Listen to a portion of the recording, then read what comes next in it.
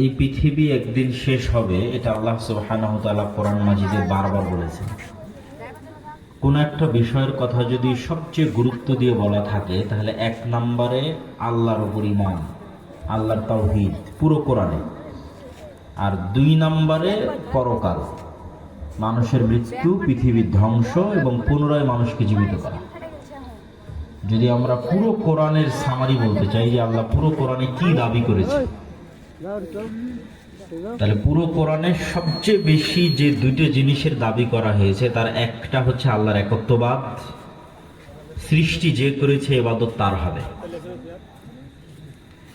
যে সৃষ্টি করার ক্ষমতা রাখে না সে ইবাদতের যোগ্য নয়।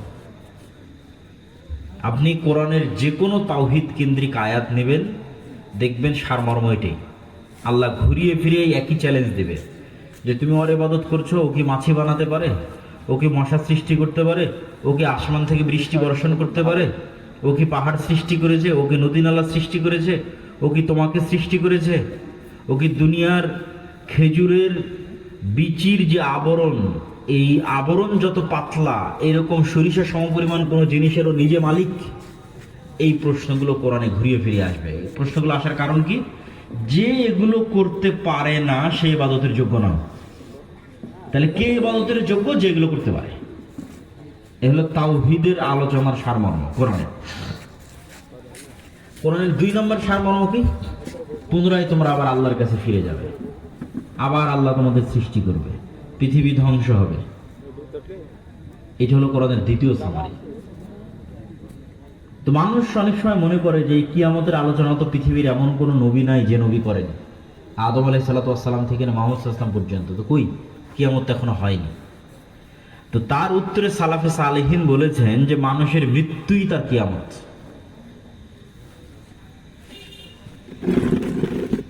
তাহলে পৃথিবী থেকে যত মানুষ মৃত্যুবরণ করে চলে গেছে, এই সমস্ত মানুষের কিয়ামত হয়েছে না হয়নি? এদের কিয়ামত হয়ে গেছে। তাহলে আমি এবং আপনি কিয়ামতের অপেক্ষা করব, কখন কিয়ামত হবে? কই হয় না তো, আপনি মরলেই তো আপনার কিয়ামত। হ্যাঁ, পুরো পৃথিবী ব্যাপী আসমান, নক্ষত্র, গ্রহ, সূর্য সব ধ্বংস হয়ে যাবে, কথা ঠিক। এটার নির্ধারিত কোনো দিন আল্লাহ সুবহানাহু ওয়া তাআলা মুহাম্মদ সাল্লাল্লাহু আলাইহি ওয়াসাল্লামকেও জানাননি, ফেরেশতারাও জানে না।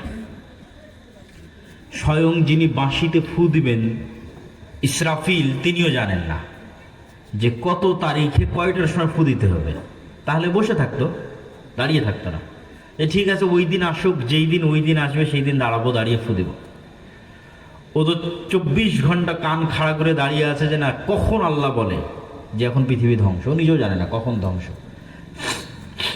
কিন্তু ধ্বংস হবে। তো পৃথিবী ধ্বংসের পূর্ব মুহূর্তে পৃথিবীর সবচেয়ে বড় ভয়ঙ্কর ফিতনা দেখা দেবে। এইরকম ফিতনা আর অতীতে কখনো আসেনি। না আদম আলাইহিস সালামের ফিতনা, না ওই যে গাছের নিকটে যেতে নিষেধ করা হলো সেই ফিতনা, না আদম আলাইহিস সালামের দুই সন্তান হাবিল কাবিল একজন মেয়ের প্রেমে পড়ে হত্যাকাণ্ড সংঘটিত করলো সেই ফিতনা, না নূহ আলাইহিস সালামের কওমের শিরকের ফিতনা, না লূত আলাইহিস সালাতু ওয়াস সালামের কওমের জেনার ফিতনা। পৃথিবীতে এরকম ভয়ঙ্কর ফিতনা আর কোনোদিন অতিক্রম করেনি, যে ফিতনা কিয়ামতের পূর্ব মুহূর্তে আসবে। রাসূলুল্লাহ সাল্লাল্লাহু আলাইহি ওয়াসাল্লাম বলছেন যে আমি তোমাদেরকে কিয়ামতের পূর্ব মুহূর্ত সম্পর্কে যা বলছি, পৃথিবী ধ্বংস হতে যদি একদিনও বাকি থাকে তবু এগুলো ঘটবে। যে আগামীকাল পৃথিবী ধ্বংস হবে, কই এখনো তো দাজ্জাল আসেনি, এখনো ইয়াজুজ মাজুজ আসেনি, অথচ কালকে পৃথিবী ধ্বংস হচ্ছে। তাহলে সময়কে থামিয়ে দেওয়া হবে, তবু এগুলো ঘটবে। আমি যা বলছি সময়কে থামিয়ে দিয়ে হলো এগুলো ঘটনা হবে।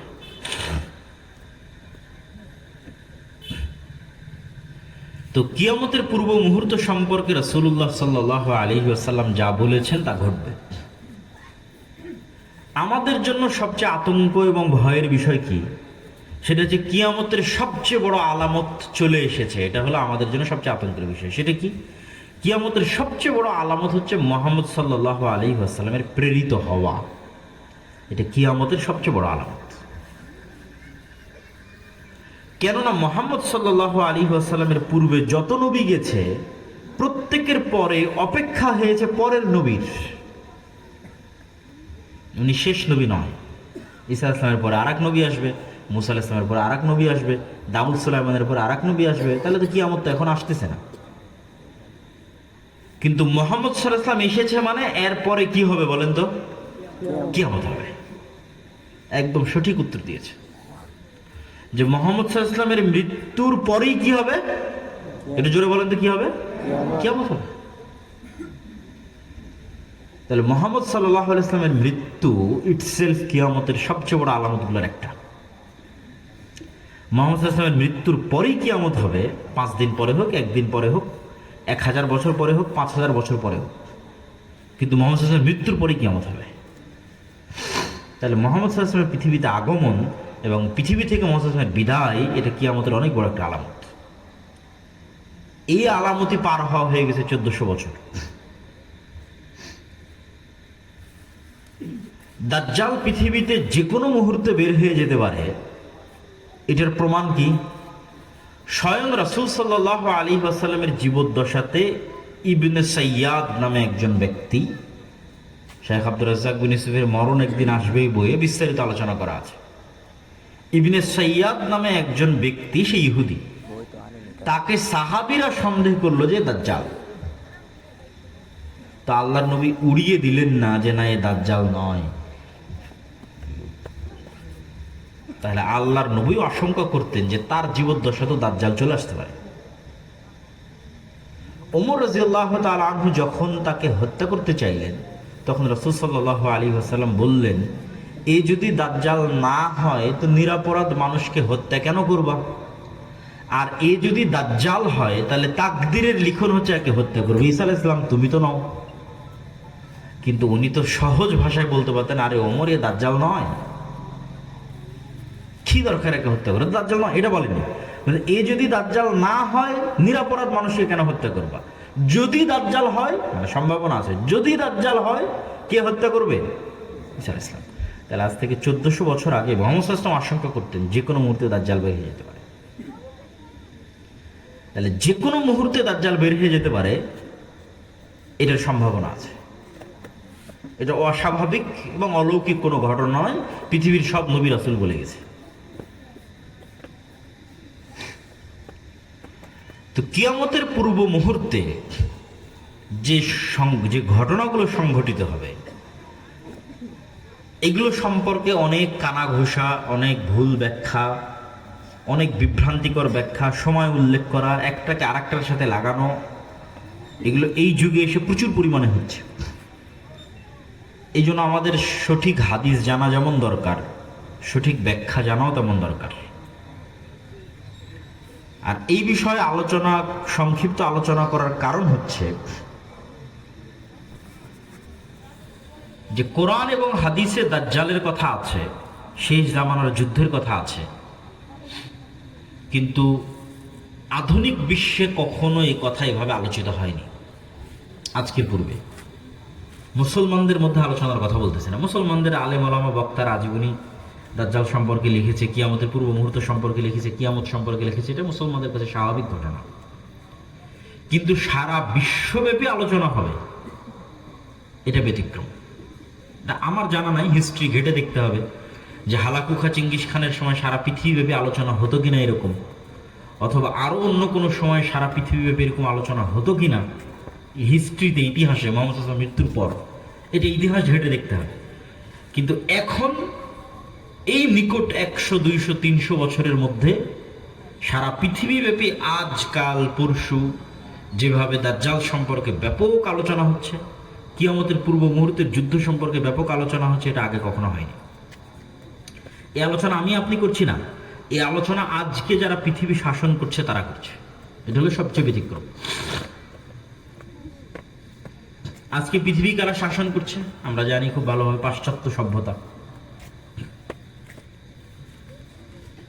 তো আমেরিকার সেনাবাহিনীর 200-র অধিক সৈন্য সাক্ষী দিয়েছে, বিস্তারিত বাংলাদেশের প্রথম আলোতে রিপোর্ট হয়েছে যে আমেরিকা ইসরায়েল ইরান যুদ্ধ দাজ্জাল তত্ত্বে মোড়ানো, হেডিং এবং ডিটেইলস ওখানে অনেক ডকুমেন্টস তুলে ধরা আছে এগুলোর উপর।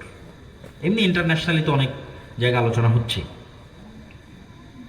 তো আমেরিকার 200-র অধিক সৈন্য সাক্ষী দিয়েছে যে তাদেরকে মোটিভেট করা হচ্ছে এই যুদ্ধের জন্য, এটা বলে যে এটা বাইবেলে প্রতিশ্রুত শেষ জামানার যুদ্ধ আমরা শুরু করছি। বাইবেলে শেষ জামানার যুদ্ধকে বলা আছে আরমাগেড্ডন। এটা ইসরায়েলের একটা পাহাড়ের নামে নামকরণ করা।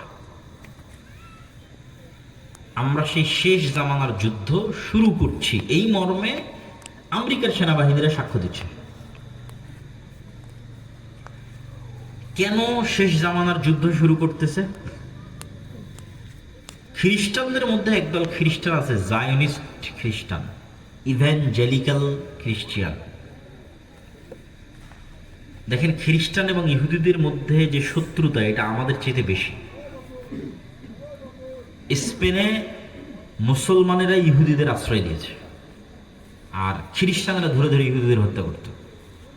কেন শত্রুতা বেশি? আপনি চিন্তা করেন যে কোনো একটা জাতি আমাদের নবী মুহাম্মদ সাল্লাল্লাহু আলাইহি ওয়াসাল্লামকে হত্যা করেছে, আমি বিশ্বাস করি ও আমার নবীকে হত্যা করেছে, সে বিশ্বাস করে ওর নবী অবৈধ, মানে জারদ সন্তান, নাউজুবিল্লাহি মিন যালিক।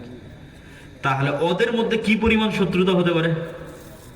খ্রিস্টানেরা বিশ্বাস করে ইহুদিরা আমাদের নবীকে হত্যা করেছে, আর ইহুদিরা বিশ্বাস করে মারিয়াম আলাইহিস সালাতু ওয়াস সালাম ব্যভিচারিণী আর তার সন্তান ঈসা আলাইহিস সালাতু ওয়াস সালাম জারদ সন্তান, নাউজুবিল্লাহি মিন যালিক। তাহলে আমাদের সাথে তাদের শত্রুতা হবে না ইহুদি খ্রিস্টানদের ওদের মধ্যে বেশি শত্রুতা হবে? ওদের মধ্যে বেশি শত্রুতা।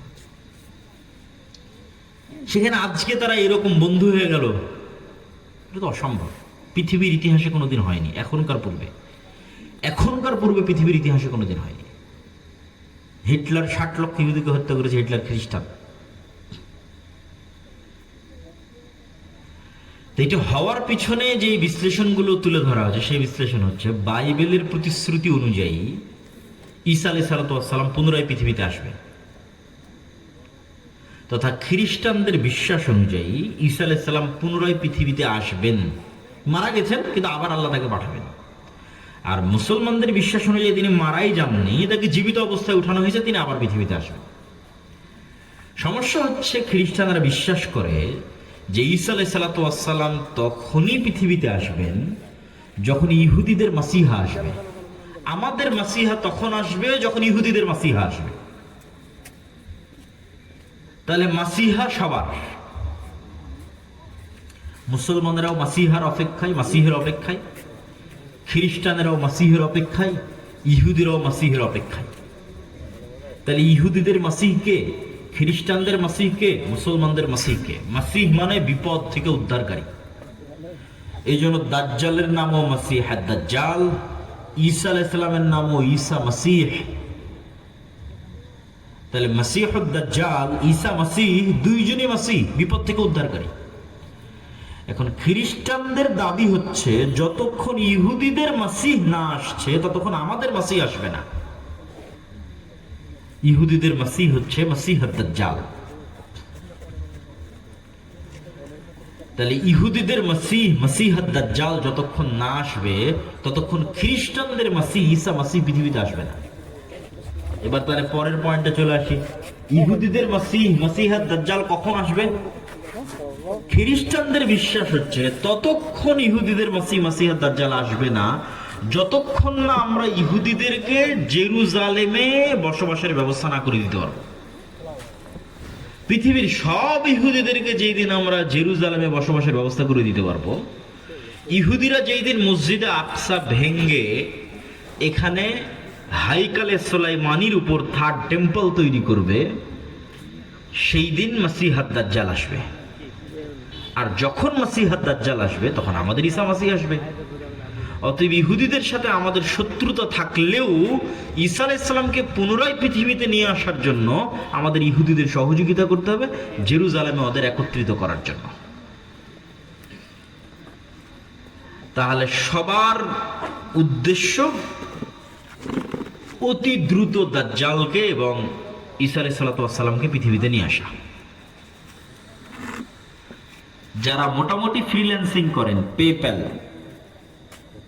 পেপ্যালের সহকারী প্রতিষ্ঠাতা পিটার থিয়েল, উনি কিছুদিন পূর্বে ইতালির রাজধানী রোমে দাজ্জালের উপর সিরিজ আলোচনা করেছে গোপন রুদ্ধদ্বার বৈঠকে।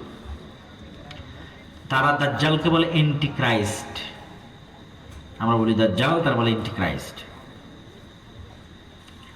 এবং বর্তমান আমেরিকার যিনি প্রতিরক্ষা মন্ত্রী হেক্সেট, প্রতিরক্ষা মন্ত্রণালয়ের নাম চেঞ্জ করে দিতে হবে, এটার নাম দিয়েছে যুদ্ধ মন্ত্রণালয়, যুদ্ধমন্ত্রী।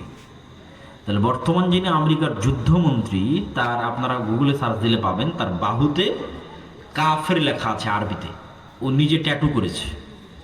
কাফের শব্দটা আরবিতে নিজে ট্যাটু করেছে তার শরীরে। যে কোনো মুসলমান দেখলে তো চমকে যাবে, আরে বাবা, রাসূল সাল্লাল্লাহু আলাইহি ওয়াসাল্লাম বলতো দাজ্জালের কপালে কাফের লেখা থাকবে, কিন্তু মানুষ তার শরীরে কাফের লিখে রেখেছে। তো এখন পৃথিবীতে যে বিষয়গুলো নিয়ে আলোচনা হচ্ছে এবং যে ধরনের পরিবেশ পরিস্থিতি চলতেছে, এগুলো অ্যাবনর্মাল, অস্বাভাবিক।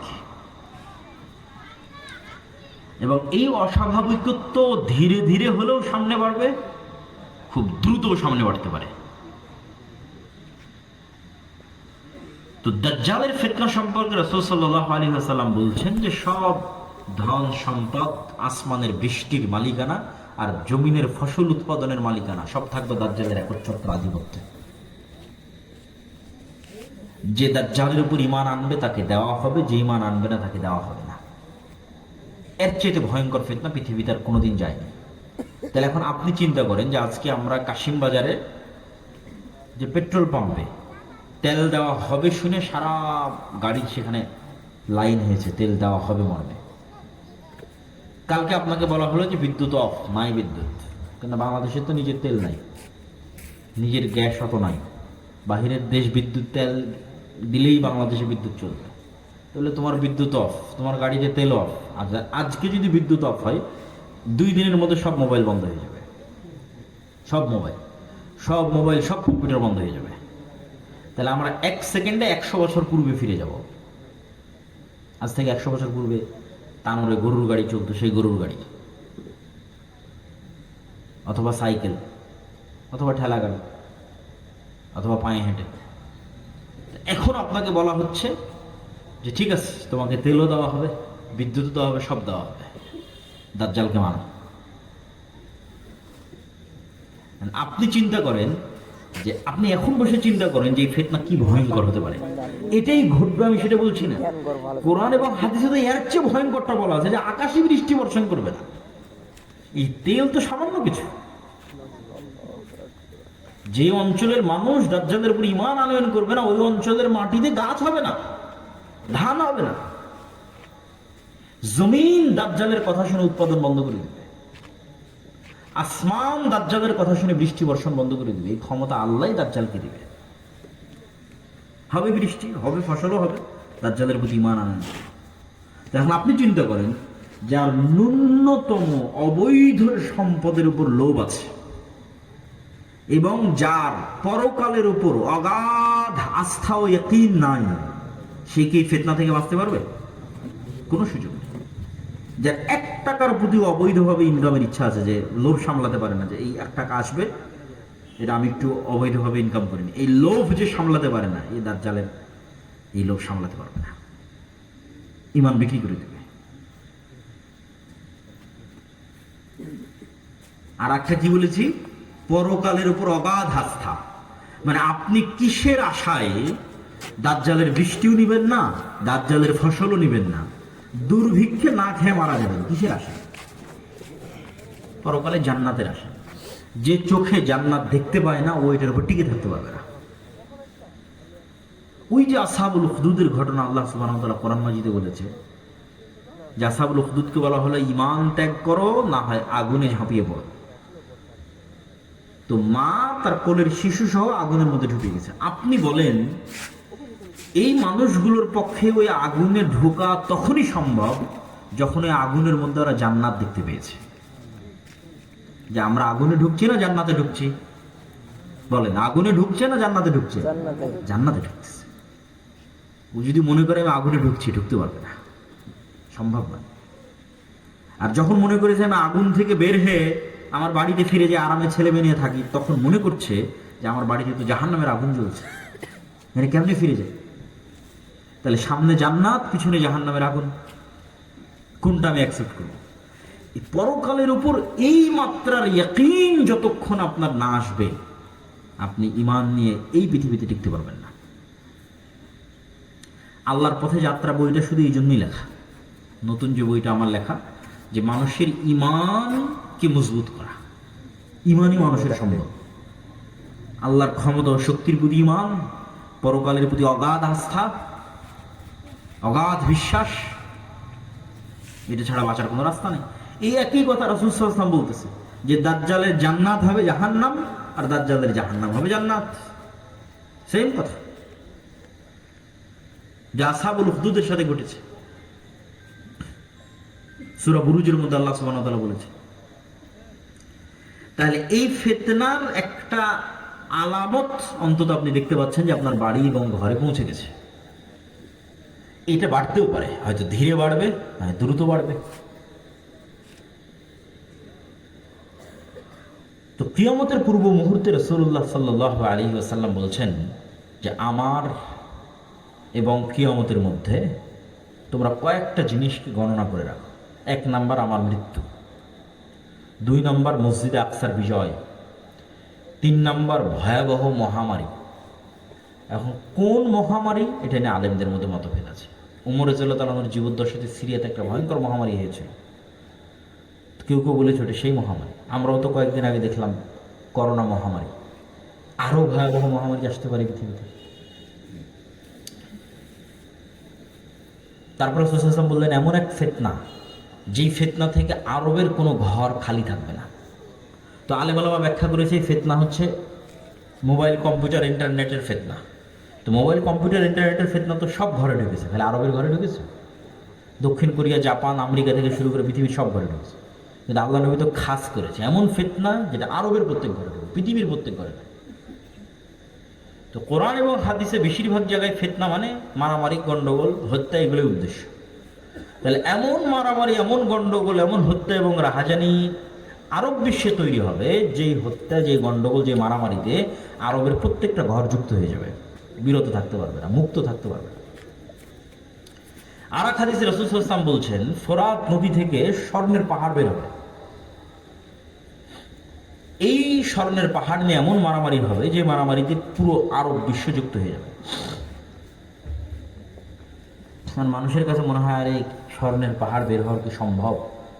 আচ্ছা আপনি বলেন তো, আজ থেকে 500 বছর আগে মানুষের কি মনে হতো যে মাটির নিচ থেকে তেল বের হওয়া সম্ভব? মনে হতো নাকি? যে তেলে বিদ্যুৎ জ্বলবে এটাকে মানুষ কল্পনা করত? কখনো কল্পনা করত? মাটির নিচ থেকে তেল বের হচ্ছে, গ্যাস বের হচ্ছে, বিদ্যুৎ চলতেছে,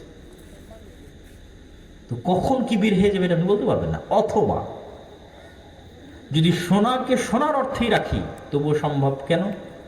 উদাহরণ দিলাম, যদি সোনাকে মূল্যবান অর্থে ধরি, যে মূল্যবান কিছু বের হবে, মূল্যবান দামি, মূল্যবান দামি বোঝাতে সোনা ব্যবহার হয়, অস্বাভাবিক কিছু না, স্বাভাবিক। তাহলে এখন অন্তত তেল সোনার চেয়েও দামি, তেলের যে অবস্থা স্বর্ণের চেয়েও দামি। সারা পৃথিবীতেই টিকে আছে তেলের উপর, সারা পৃথিবী।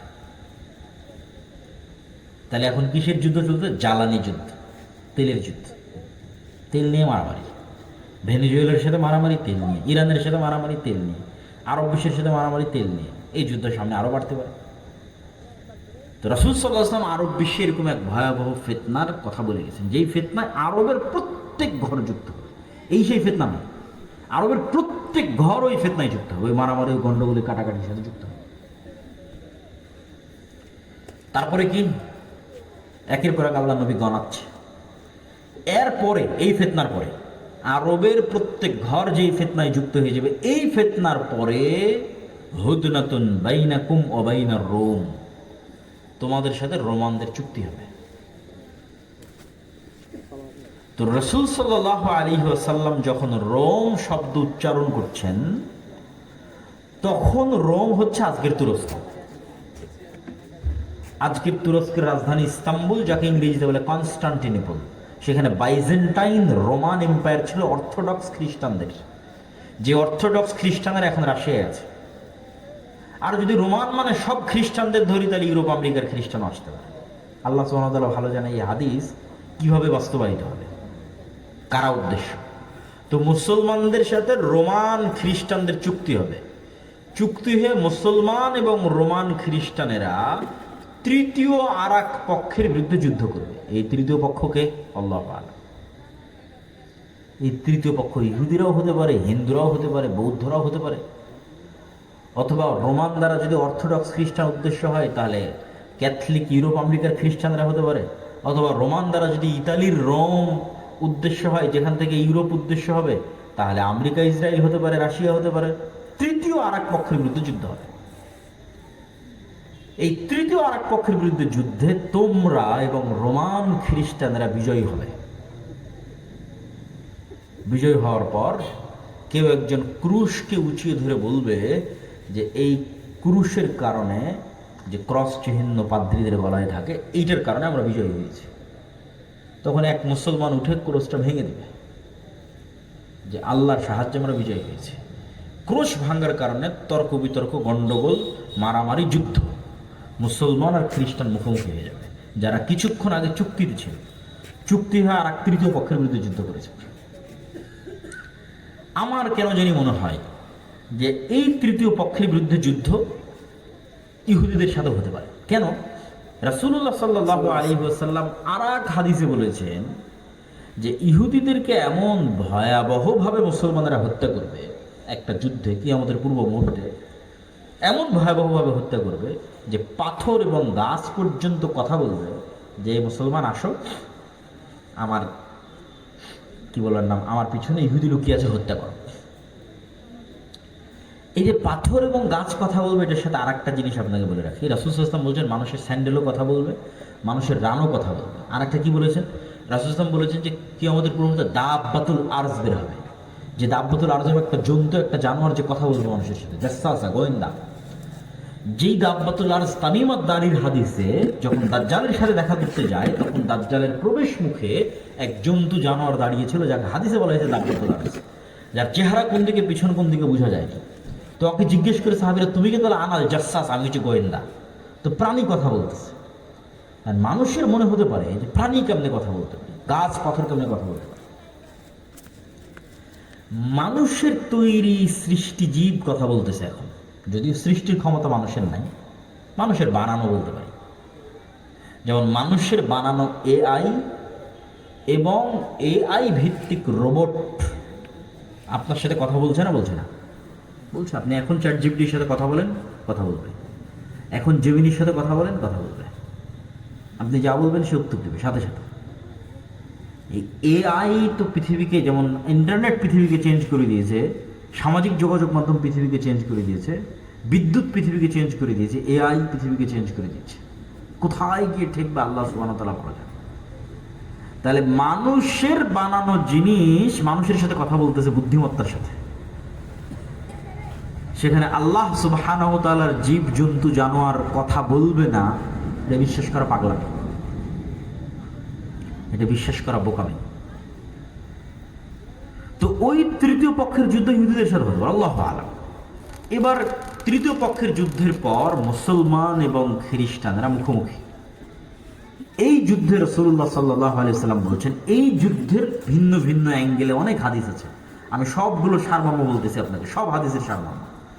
রাসূল সাল্লাল্লাহু আলাইহি ওয়াসাল্লাম আর এক হাদিসে বলতেছেন, ততদিন পর্যন্ত কিয়ামত হবে না যতদিন না আমার উম্মত রোমানদের বিরুদ্ধে যুদ্ধ করে আমাক এবং দাবেক নামক জায়গায়। এই জায়গা কোথায়? এই জায়গা হচ্ছে আজকের সিরিয়া, যেখানে তুরস্কের সীমান্তের সাথে মিলেছে। এখনকার সিরিয়ার সীমান্ত যেখানে তুরস্কের সীমান্তের সাথে মিলেছে, ইদলিব শহর, সেখানে এই নামে জায়গা আছে, বিশাল খোলা মাঠ, আমাক এবং দাবেক। ওই জায়গায় আমার উম্মত যতক্ষণ রোমান খ্রিস্টানদের বিরুদ্ধে যুদ্ধ না করছে ততদিন কিয়ামত হবে না। সেই দিন মুসলমানদের যুদ্ধের হেডকোয়ার্টার থাকবে দামেস্ক নগরীর গুতা নামক জায়গায়। এটা ওই যুদ্ধের কথাই বলা হচ্ছে, যেটা রোমানদের সাথে হবে। আর এক হাদিসে রাসূলুল্লাহ সাল্লাল্লাহু আলাইহি ওয়াসাল্লাম বলছেন, ততদিন পর্যন্ত কিয়ামত হবে না যতদিন না আমার উম্মত বলেনি, ওখানে বলেছে ইসহাক আলাইহিসসালামের বংশের 70,000 সদস্য এমন এক শহরের বিরুদ্ধে যুদ্ধ না করে, যে শহরের এক পাশ সাগর এবং এক পাশ মাটি। তো আলেম ওলামা লিখেছে এই শহর হচ্ছে ইস্তাম্বুল, কুস্তুনতুনিয়া, কনস্টান্টিনোপল। তা আমার উম্মত যখন এই ইসহাক আলাইহিস সালামের বংশের 70,000 মানুষ যখন ওই শহর বিজয়ে যাবে, তখন তাদের তরবারি চালানো লাগবে না, গুলি করা লাগবে না। তারা বলবে লা ইলাহা ইল্লাল্লাহ আল্লাহু আকবার, এটাতে শহর বিজয় হয়ে যাবে। লা ইলাহা ইল্লাল্লাহ এবং আল্লাহু আকবার আওয়াজ দিয়ে শহর বিজয় হবে। আর এক হাদিসে রাসূল সাল্লাল্লাহু আলাইহি ওয়াসাল্লাম বলছেন, অচিরেই কিয়ামতের পূর্ব মুহূর্তে এমন এক ভয়াবহ যুদ্ধ হবে যেটাতে রোমান এবং মুসলমানেরা মুখোমুখি হবে, যেটাতে রোমানেরা 80টি পতাকার অধীনে একত্রিত হবে। প্রত্যেক পতাকার অধীনে 12,000 করে সেনাবাহিনী থাকবে, প্রায় কাছাকাছি 10 লক্ষ পদাতিক যোদ্ধা নিয়ে তারা মুখোমুখি হবে মুসলমানদের। এই যুদ্ধে আমার উম্মত 3 ভাগে বিভক্ত হবে। এই যুদ্ধে অংশগ্রহণ করার জন্য মদিনা থেকে তৎকালীন বিশ্বের সর্বশ্রেষ্ঠ সন্তানেরা বের হয়ে আসবে। তৎকালীন বিশ্বের সবচেয়ে তাকওয়াবান, সবচেয়ে আল্লাহওয়ালা, সবচেয়ে পরহেজগার, সবচেয়ে পাকা মুমিন মুজাহিদ বের হয়ে আসবে মদিনা থেকে, যারা এই যুদ্ধে অংশগ্রহণ করবে। আমার উম্মত এই যুদ্ধে 3 ভাগে বিভক্ত হবে। 1 ভাগ পালিয়ে যাবে যুদ্ধের মাঠ থেকে, এরা এত বড় কবিরা গুনাহ করবে যে আল্লাহ কিয়ামত পর্যন্ত এদের ক্ষমা করবে না। আর 1 ভাগ মৃত্যুবরণ করবে, এরা পৃথিবীর সর্বশ্রেষ্ঠ শহীদ। আর 1 ভাগকে আল্লাহ বিজয় দান করবে। কিন্তু বিজয়ের কোনো আনন্দ থাকবে না। কেন বিজয়ের কোনো আনন্দ থাকবে না? এক বংশে যদি 100 সদস্য থাকে, 99 জন মারা যাবে, 1 জন বেঁচে থাকবে। এগুলো ভিন্ন ভিন্ন হাদিস রাসূলুল্লাহ বলেছেন, একই যুদ্ধের কথা আমি একত্রিত করে বলতেছি। পাখি যদি 1 মাস আকাশে উড়ে লাশের সারি শেষ করতে পারবে না, লাশের দুর্গন্ধ শেষ করতে না পারার কারণে পাখি পুড়ে মারা যাবে। লাশের দুর্গন্ধ শুনে এত ব্যাপক হারে মানুষ মারা যাবে এই যুদ্ধে, মুসলমান এবং খ্রিস্টান উভয় পক্ষে। ফলত গনিমতের মালের কোনো আনন্দ থাকবে না। তারপর গনিমতের মাল বন্টন হবে, ওয়ারিস নেওয়ার থাকবে না।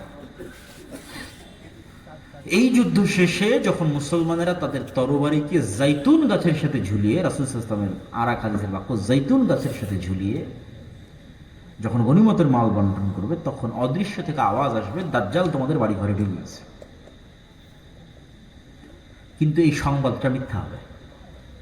কিন্তু এই সংবাদ শুনে মুজাহিদ বাহিনীর নেতা 10 জন অশ্বারোহীকে রওনা করবে খোঁজ নেওয়ার জন্য সত্যি দাজ্জাল বের হয়েছে কিনা। রাসূল সাল্লাল্লাহু আলাইহি ওয়াসাল্লাম বলছেন, ওই 10 জন অশ্বারোহীর নাম, ওদের বাপের নাম, ওদের ঘোড়ার রং, ওদের গায়ের রং আমি দেখতে পাচ্ছি, আমি বলে দিতে পারবো ওরা কারা। দাজ্জালের সংবাদের সত্য মিথ্যা খুঁজতে যখন মুজাহিদেরা যুদ্ধ থেকে দামেস্ক শহরে ফিরে আসবে, এবং ফজরের সালাত কিছু রিওয়ায়েতে ফজরের সালাত, কিছু রিওয়ায়েতে আসরের সালাত, ফজরের সালাতে যখন দাঁড়াবে, তখন এবার ঈসা আলাইহিস সালাতু ওয়াস সালাম আসমান থেকে 2 ফেরেশতার কাঁধে ভর দিয়ে নেমে আসবে। মানুষের কাছে মনে হয় আরে আসমান থেকে নেমে আসে, এটা অলৌকিক গল্প শোনাচ্ছে, অবাস্তব গল্প শোনাচ্ছে। অথচ দেখেন আল্লাহ সুবহানাহু ওয়া তাআলা নিজেই আমাদেরকে কোরআনে বারবার বলছে যে আমি আদমকে কোথায় থেকে নামিয়ে দিয়েছি, আদম আর হাওয়াকে কই থেকে নামিয়ে দিয়েছি? আসমান থেকে নামিয়ে দিয়েছি, জান্নাত থেকে নামিয়ে দিয়েছি। আমি ইবলিসকে কই থেকে নামিয়ে দিয়েছি? আসমান থেকে নামিয়ে দিয়েছি। তাহলে আসমান থেকে নামা নতুন না পুরাতন? পুরাতন। আসমান থেকে নামা পুরাতন।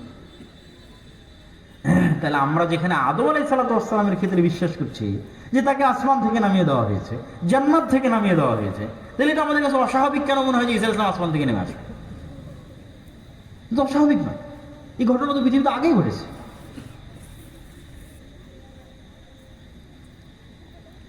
তো ঈসা আলাইহিস সালাম পৃথিবীতে নেমে আসবে, ততদিনে কিন্তু সত্যি সত্যি দাজ্জাল বের হয়ে গেছে। এবার ততদিনে যে সত্যি সত্যি দাজ্জাল বের হয়ে গেছে, দাজ্জাল পৃথিবীতে থাকবে 40 দিন। তার প্রথম দিন হবে 1 বছর, দ্বিতীয় দিন হবে 1 মাস, তৃতীয় দিন হবে 1 সপ্তাহ, বাকি দিন হবে স্বাভাবিক দিন। তাহলে মোট কয় দিন হচ্ছে এখন হিসাব করে? মোট হবে 1 বছর 2 মাস 14 দিন। কতদিন? 1 বছর 2 মাস 14 দিন সে পৃথিবীতে বিচরণ করবে। কিন্তু এই জায়গায় সবচেয়ে ভয়াবহ কথাটা বলা হলো যে প্রথম দিন হবে 1 বছর। কেমনে 1 বছর হবে একদিন? যদি আমরা আমাদের আধুনিক বিজ্ঞানের আলোকে চিন্তা করি, তাহলে পৃথিবী যেই গতিতে ঘুরতেছে আর সূর্য যেই গতিতে ঘুরতেছে, এটার মধ্যে পরিবর্তন লাগবে। এই ঘোরার গতিতে কি লাগবে? পরিবর্তন লাগবে। সূর্য আর পৃথিবীকে থেমে যেতে হবে, অথবা ধীর হতে হবে। আর যদি বলি না, এই সিস্টেমের মধ্যে না আল্লাহ অলৌকিকভাবে ঘটাবে, আল্লাহ সুবহানাহু ওয়া তাআলা ভালো জানেন।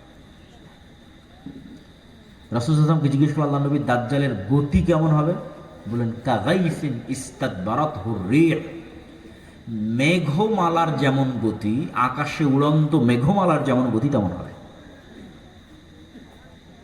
তখন মানুষেরা মনে করে যে আরে দাজ্জাল মনে হয় তাহলে বিমানে উড়বে, মানুষ মনে করে। কিন্তু আমার প্রশ্ন হচ্ছে, মানুষের বানানো বিমান যদি আকাশে উঠতে পারে, তো আল্লাহ সুবহানাহু ওয়া তাআলার সৃষ্টি নিজে কেন উঠতে পারবে না আকাশে? স্বাভাবিক কি? আল্লাহর আর এক সৃষ্টি পাখি উঠতেছে না? হতে পারে, বিমানও সফর করতে পারে। কিন্তু এই শুধু দূরবর্তী ব্যাখ্যা নয়, রিয়াল সম্ভাবনাও আছে, সেটা বোঝাচ্ছে যে দাজ্জাল নিজেই মেঘের গতিতে চলবে, এটার সম্ভাবনা আছে কোনো কিছুর সাহায্য ছাড়াই। আর দাজ্জালের সাথে যেটা লম্বা ঘটনা তামিমাত দারির, ওই লম্বা ঘটনায় দাজ্জাল 4টা প্রশ্ন করেছে তামিমাত দারিকে, যেটাতে দাজ্জালের সাথে তামিমাত দারির সাক্ষাৎ হয়। এটাও আমাদের জন্য একটা প্রমাণ বহন করে যে দাজ্জালের সাথে সাক্ষাৎ সম্ভব। দাজ্জালের সাথে সাক্ষাৎ সম্ভব। তামিমাত দারির যদি দাজ্জালের সাথে সাক্ষাৎ সম্ভব, তো আজকের পৃথিবীর যে কোনো মানুষের দাজ্জালের সাথে সাক্ষাৎ সম্ভব, তার প্রকাশের পূর্বেই, মানে সে পৃথিবীতে আগমনের পূর্বেই। সুতরাং এখনো যে কেউ দাজ্জালের সাথে যোগাযোগ করছে না, দাজ্জালের সাথে দেখা করছে না, সাক্ষাৎ করছে না, এটা সম্পূর্ণরূপে উড়িয়ে দেওয়া যাবে না। কেন? তামিমাত দারি দাজ্জালের সাথে সাক্ষাৎ করেছে। তা আপনি বলবেন এখনকার আধুনিক স্যাটেলাইট, এই স্যাটেলাইটের মধ্যে পৃথিবীর এমন কোনো দ্বীপ নাই, এমন কোনো জায়গা নাই যেটা মানুষ জানে না। তো অ্যাপস্ট্রিন ফাইল প্রকাশের আগে কে জানতো যে অ্যাপস্ট্রিনের এরকম একটা দ্বীপ আছে, যেই দ্বীপে মার্ক জুকারবার্গও যায়, পৃথিবীর সব ধন কুবেররা যায়, আর সেখানে এইভাবে নারী সাপ্লাই হয়, ছোট ছোট শিশু বাচ্চা সাপ্লাই হয়, আবার তাদেরকে এভাবে ধর্ষণও করা হয়। স্যাটেলাইট তো ঠিকই ছিল, কে জানতো?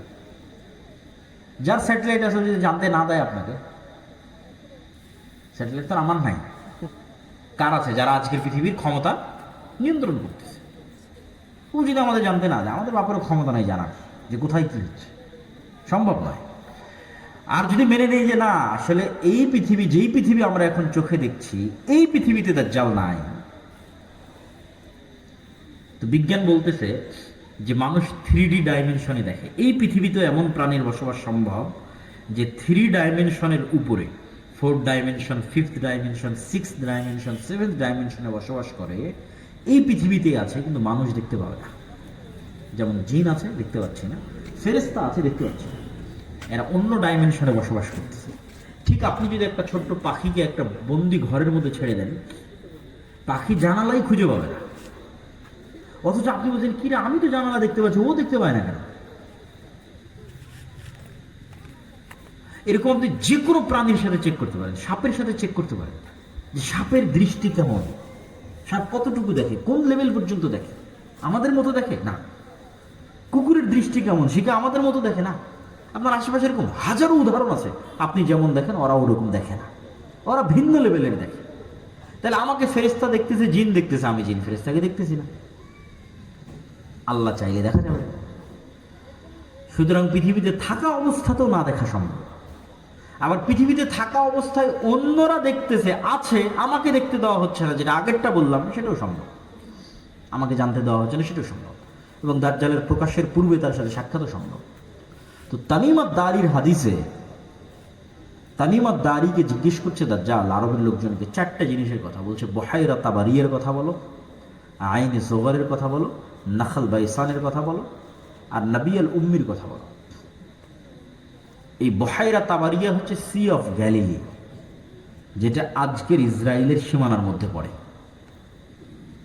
এই নাখাল বাইসান হচ্ছে ইসরায়েলের একটা শহর, বাইত শিয়াম, যেটাও আজকে ইসরায়েলের সীমানার মধ্যে পড়ে।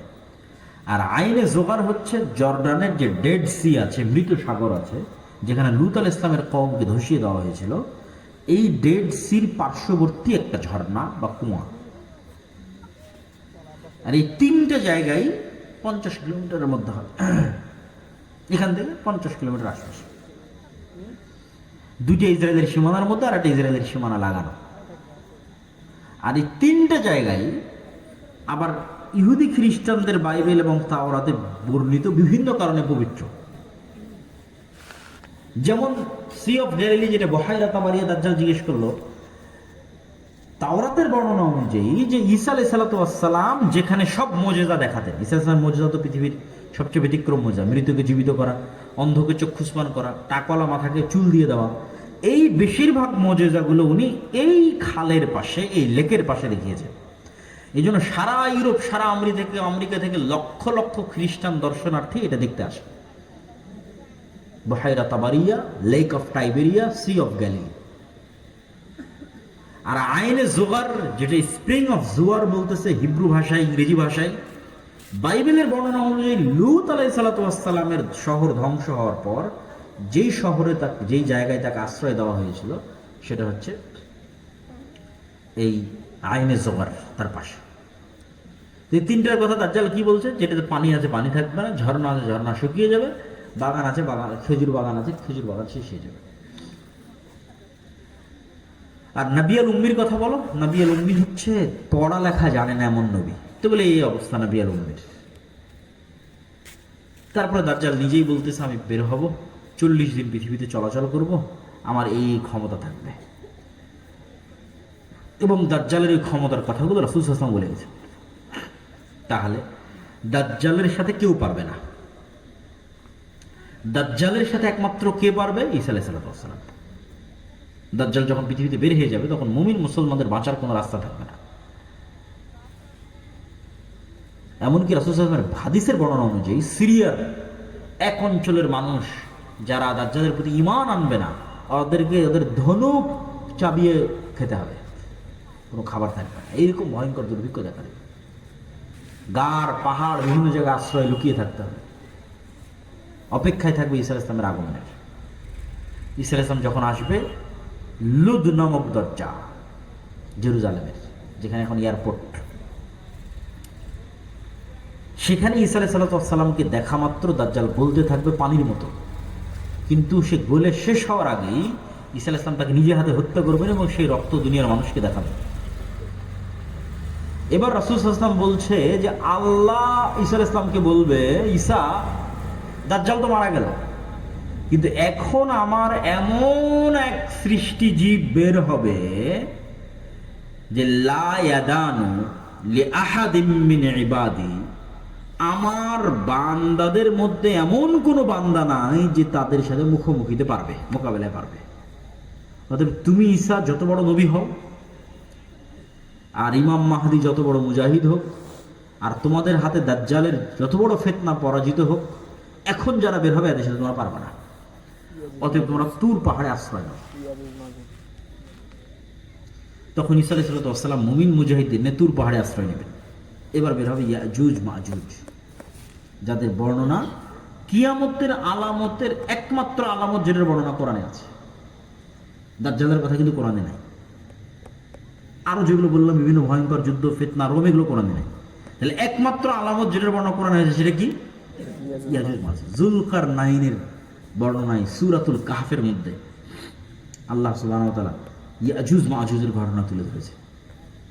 যুলকারনাইনের 3টে সফর, 3টাই ব্যতিক্রম ব্যতিক্রম ব্যতিক্রম সফর, এবং সূরা কাহফের প্রত্যেকটা ঘটনা ব্যতিক্রম। সূরা কাহফের আসহাবে কাহফের ঘটনা ব্যতিক্রম। সূরা কাহফের মধ্যে যে ঘটনাগুলো আছে, প্রায় 4টা ঘটনা সূরা কাহফের মধ্যে, 4টাই ব্যতিক্রম ঘটনা। একটা তো আসহাবে কাহফের ঘটনা, গুহার মধ্যে ঘুমিয়ে গেল, 300 বছর, 310, 309 বছর ঘুমিয়ে থাকলো, আশ্চর্য ঘটনা। অথচ মানুষ তাদেরকে দেখে, তাদেরকে মনে করে জীবিত, অথচ তারা মৃত বা ঘুমন্ত। তারপরে সূর্যের উদয়ের কথা এমন ভাবে বলা আছে ওই আয়াতে, মিলানোই কঠিন। যদি অনুবাদ পড়ে দেখেন। 2 নম্বর ব্যতিক্রম ঘটনা কি বলা আছে? মুসা আলাইহিস সালাম আর খিজির আলাইহিস সালামের ঘটনা। তার এক আশ্চর্য ঘটনা। মাছ, শুকনা মাছ, রান্না করা মাছ নিয়ে গেছে, সেই মাছ যেখানে জীবিত হয়ে বের হয়ে গেছে, সেখানে খিজির আলাইহিস সালাম বেঁচে আছে না মারা গেছে, আর তার সাথে কারো দেখা হচ্ছে কিনা, কই থেকে আসলে খিজির আলাইহিস সালাম, কই থাকে, এই আর এক আশ্চর্য ঘটনা। 3 নম্বর আশ্চর্য ঘটনা জুলকারনাইন। জুলকারনাইন তিনটা সফর দিল। 3টা সফরের একটা সফরে ইয়াজুজ মাজুজ। বলছে এদের থেকে আমাদের বাঁচার ব্যবস্থা করেন, প্রাচীর দিয়ে দেন। তখন জুলকারনাইন সেখানে প্রাচীরের ব্যবস্থা করে দেওয়ার বললো আল্লাহ যেদিন চাইবে সেই দিন এরা বের হবে। এখন সেই প্রাচীর আছে না ভেঙে গেছে, বের হয়ে গেছে, না কিয়ামতের পূর্ব মুহূর্তে বের হবে, আল্লাহু আ'লাম। কিন্তু হাদিসের ভাষা অনুযায়ী বোঝা যাচ্ছে যে কিয়ামতের পূর্ব মুহূর্তেই তারা বের হবে। যে সূরা কাহাফের সবগুলো ঘটনা আশ্চর্য। ইয়াজুজ মাজুজ বের হবে। ঈসা আলাইহিস সালাম তার সঙ্গী সাথী মুমিন মুসলমানদের নিয়ে তুর পাহাড়ে আশ্রয় থাকবে। যখন তুর পাহাড়ে খাবারের সংকট দেখা দিবে, দুর্ভিক্ষ দেখা দিবে, খাবারের কিছু নাই, অসহায় অবস্থা, করুণ অবস্থা, তখন ঈসা আলাইহিস সালাম তার সঙ্গী সাথীদের নিয়ে আল্লাহর কাছে দোয়া করে কান্নাকাটি করবে, আল্লাহ এই ফিতনা থেকে আমাদের বাঁচান।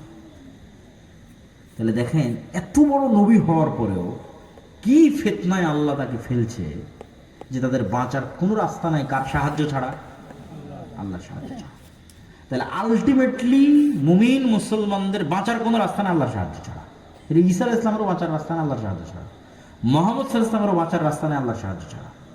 এই জন্য দুনিয়াবি আসবাবে ভরসা করে ইসলামের বিজয় হয়নি, হবে না। দুনিয়াবি কারণে বিজয় সম্ভব নয়, আল্লাহর সাহায্যেই বিজয় সম্ভব। তাহলে বিজয় হচ্ছে না কেন? আল্লাহর সাহায্য পাওয়ার শর্ত পূরণ করিনি, এই জন্য। দুনিয়ার শক্তিতে কম আছে, এই জন্য এটা ভুল কথা। মুসলমানদের কোনোদিন দুনিয়াবি শক্তিতে বিজয় হয়নি, কোনোদিন হবেও না। মুসলমানদের বিজয় হয় আল্লাহর সাহায্যে।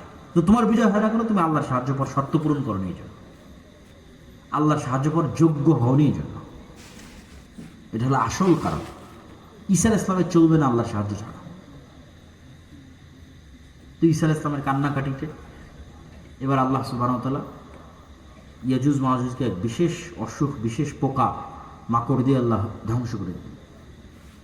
তখন তুর পাহাড় থেকে নেমে পা ফেলার মতো কোনো জায়গা থাকবে না, লাশ আর লাশ, দুর্গন্ধ আর দুর্গন্ধ, পৃথিবীতে বসবাস করার মতো কোনো জায়গা নেই। এবার দ্বিতীয়বার কান্নাকাটি, হাদিসের ভাষা অনুযায়ী যে দ্বিতীয়বার ঈসা আলাইহিস সালাম এবং মুমিন মুজাহিদরা আল্লাহর দরবারে লুটিয়ে পড়ে কান্নাকাটিতে মগ্ন হয়ে যাবে। এবার আল্লাহ সুবহানাহু ওয়া তাআলা রাসূল সাল্লাল্লাহু আলাইহি ওয়াসাল্লামের হাদিসের ভাষ্য অনুযায়ী উটের পুঁজ যেরকম লম্বা, এরকম লম্বা পুঁজওয়ালা এক প্রকার পাখি পাঠাবে, যে পাখিগুলো এই লাশগুলোকে উড়িয়ে উড়িয়ে নিয়ে গিয়ে এমন জায়গায় ফেলে দেবে যেখানে মানুষ বসবাস করে না। দক্ষিণ মেরু, উত্তর মেরু, অসংখ্য বরফ আচ্ছাদিত অঞ্চল আছে, যেগুলোতে মানুষ যায় না, আজও যায় না, এরকম মানুষ বসবাস করে না, এরকম জায়গায় ফেলে দেবে। তারপরে আকাশ থেকে বৃষ্টি বর্ষণ হবে, পৃথিবী ধুয়ে মুছে সাফ হয়ে যাবে। তুর পাহাড় থেকে ঈসা আলাইহিস সালাম এবং মুমিন মুসলমানরা নেমে আসবে। নেমে আসার পর বাইবেলের ভাষা অনুযায়ী 1000 বছর, আর মুহাম্মদ সাল্লাল্লাহু আলাইহি ওয়াসাল্লামের ভাষা অনুযায়ী 7 বছর পৃথিবীতে ন্যায়ের শাসন প্রতিষ্ঠিত হবে, ইনসাফের শাসন প্রতিষ্ঠিত হবে। এই ন্যায় এবং ইনসাফের শাসনে আসমানের বরকতের সব দরজা আর মাটির জমিনের বরকতের সব দরজা উন্মুক্ত করে দেওয়া হবে। তখন এবার একটা ডালিম খাবে একটা গ্রাম, একটা গাভীর দুধ খাবে একটা বংশ। এই রকম অবস্থা, পৃথিবীর সবচেয়ে শান্তিপূর্ণ, সবচেয়ে রহমত এবং বরকতে পরিপূর্ণ অবস্থা চলার একটা পর্যায়ে এক ঠান্ডা শীতল বাতাসে মুমিন মুসলমান ঈসা আলাইহিস সালাম মারা যাবে। মুনাফিক, ফাসিক, ফাজিররা পৃথিবীতে থেকে যাবে। এবার আসবে ওই হাদিসগুলোর বাস্তবায়ন। মানুষ ভুল বুঝে, বলে এমন এক সময় আসবে যে সময় আল্লাহ নাম নেওয়ার লোক থাকবে না, বলে এমন এক সময় যে সময় কোরআন পড়ার লোক থাকবে না, এমন এক সময় যে সময় হজ করার লোক থাকবে না, এমন এক সময় কাবা ঘর ভেঙে দেওয়া হবে। এগুলো এবার এখন এমন এক সময় আসবে যখন মানুষ কুকুর শ্রীকাল যেভাবে রাস্তায় মিলিত হয় ওইভাবে মিলিত হবে। এগুলো ঈসা আলাইহিস সালামের আগে নয়। ঈসা আলাইহিস সালামের আগে দিন থাকবে, কোরআন থাকবে, মুমিন থাকবে, মুজাহিদ থাকবে, যোদ্ধা থাকবে, সব থাকবে, মসজিদ থাকবে, মাদ্রাসা থাকবে, হজ থাকবে, ওমরা থাকবে, all everything will be running, সব কিছু চলতে থাকবে। তাহলে কোরআন উঠে যাওয়া, আল্লাহর নাম নেওয়ার মতো লোক উঠে যাওয়া, রাস্তাঘাটে কুকুর শ্রীগালের মতো জেনায় লিপ্ত হওয়া, হজ বন্ধ হয়ে যাওয়া, কাবা ঘর ধ্বংস হয়ে যাওয়া, এগুলো এবার হবে ঈসা আলাইহিস সালামের মৃত্যুর পরে। তখন এই ফাসেক ফাজের কাফেরদের উপরে এবার ফাইনাল কিয়ামত, যেটা ওই ফাইনাল কিয়ামত সংগঠিত হবে, যেটাতে বলা আছে যে আল্লাহ সুবহানাহু ওয়া তাআলা ইজাস সামাউ শাক্কাত, ইজাস সামাউ ফাতারাত, ওয়া ইদাল কাওয়াকিবু ইনতাসারাত, ওয়া ইদাল বিহারু ফুজ্জিরাত, যখন আসমান ফেটে চৌচির হয়ে যাবে।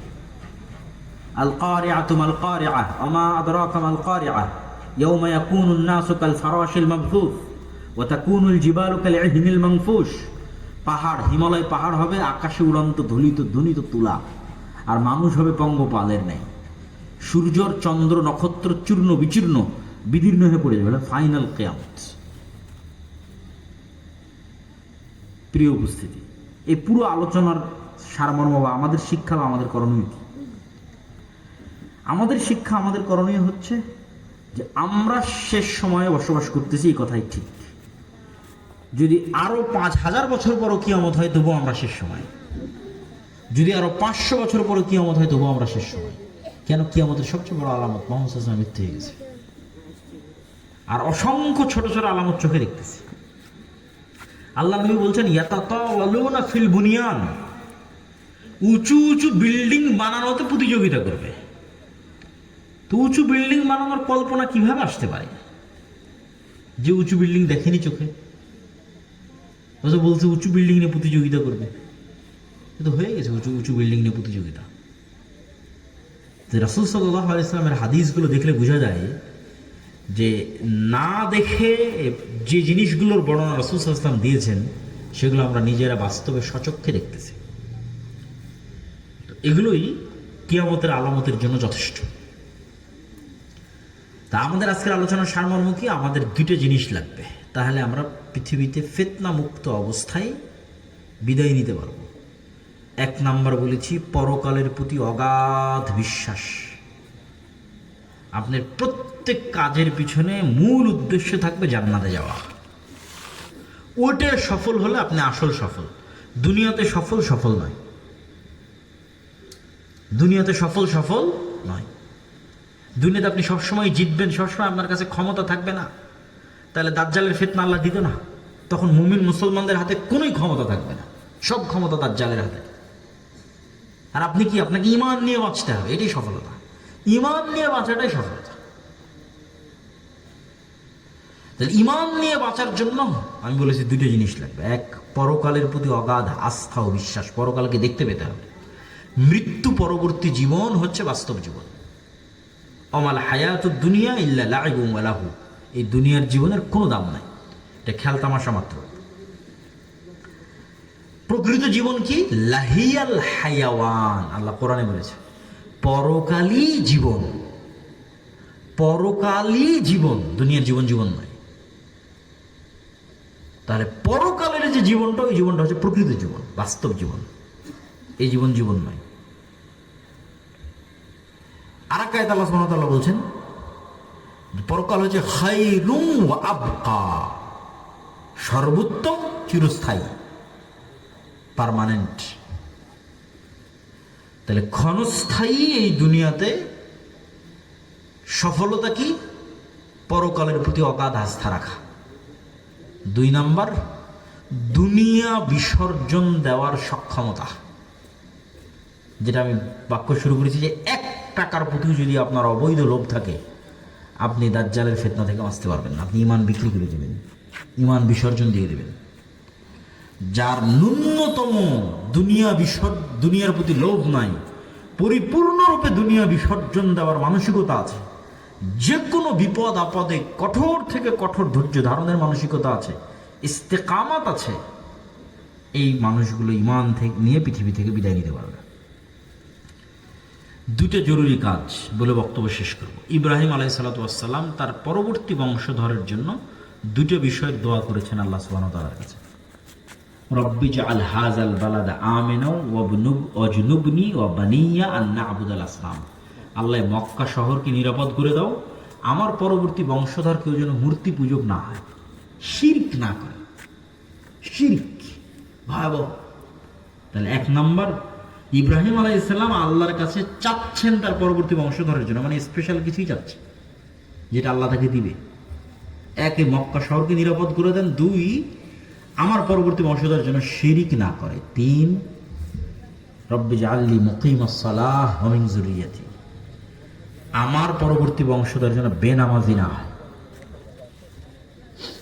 তাহলে 5 ওয়াক্ত সালাতের উপর প্রতিষ্ঠিত থাকা এবং ইমানের উপর প্রতিষ্ঠিত থাকা, এটাই মুসলমানের বাঁচার রাস্তা।